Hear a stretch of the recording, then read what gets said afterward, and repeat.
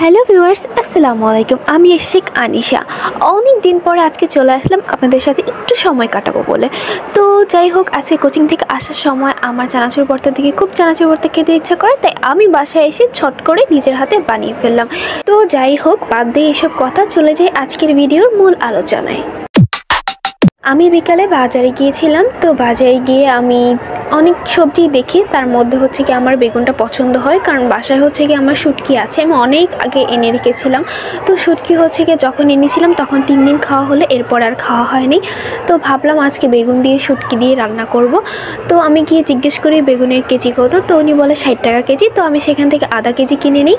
আর আধা কেজি নিয়ে আসার পর তারপর ভাবি যে আমি তো একবারে আধা কেজি রান্না করে খেতে পারবো না, তার জন্য হচ্ছে কি আমি 2টা বেগুন যেগুলো হচ্ছে একটু শক্ত টাইপের ওগুলো রেখে দিলাম। তো এগুলো দিয়ে কালকে রান্না করব। আর 2টা যেগুলো হচ্ছে একটু নরম বা একটু দাগি আছে ওগুলো আজকে রান্না করার জন্য রেখেছি। আর এখানে মরিচগুলো দেখেছেন, এখানে 10 টাকার মরিচই আমাকে এতগুলো দিয়েছে।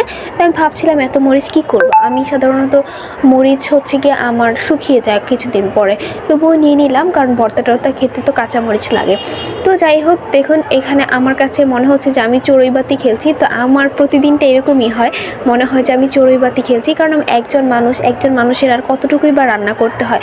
তো আমি নিয়ে নিছি 3টা আলু, অ্যান্ড এগুলো সবগুলো ভাবছিলাম কি এক চুটকিতে একদম করে ফেলবো।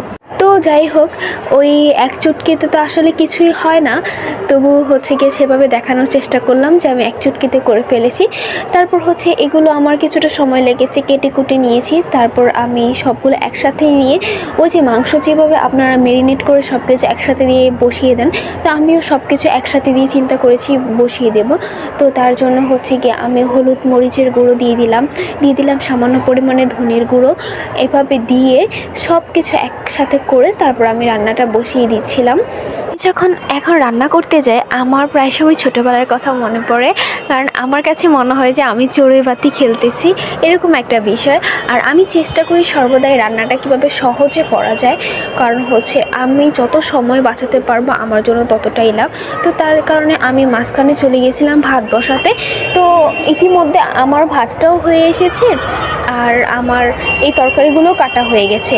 তো আমি এখন ভাবছি যে এমনভাবে তরকারিটা প্রস্তুত করে দেব যে আমি ভাতটা তুলেই তরকারিটা বসিয়ে দেব।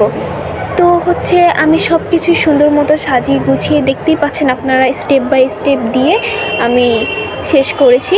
আর আমি একটু ভালো করে নেড়ে চেড়ে নিয়েছি মশলাগুলো, যাতে হচ্ছে গিয়ে রান্না বসালেই হচ্ছে কি আমাকে তেমন কিছু করতে না হয়, আমি বারবার খেয়াল রাখবো যাতে পুরা না লেগে যায়, এই আর কি। আমার কাজটা যাতে আরও একটু শর্টকাটে হয়, আর একটু সহজ হয়, তার জন্য আমি মেঝেতে হচ্ছে একটা কাগজ বিছিয়ে তারপর হচ্ছে সেখানে ময়লাগুলো ফেলেছিলাম। তারপর ওই কাগজটা বল্টে আমি জাস্ট ডাস্টবিনে ফেলে দিয়েছি। দেখুন ইতিমধ্যে আমার ভাতও হয়ে গেছে, ওদিক দিয়ে আমার তরকারিও প্রস্তুত। তো সবাই এভাবে কি করে অল্প সময়ে আপনি আপনার রান্নাটাও গোছাবেন, পাশাপাশি পড়াশোনাটাও গোছাবেন, এই সকল টিপসের জন্য অবশ্যই আমার চ্যানেলটাকে আজকেই সাবস্ক্রাইব করে ফেলুন।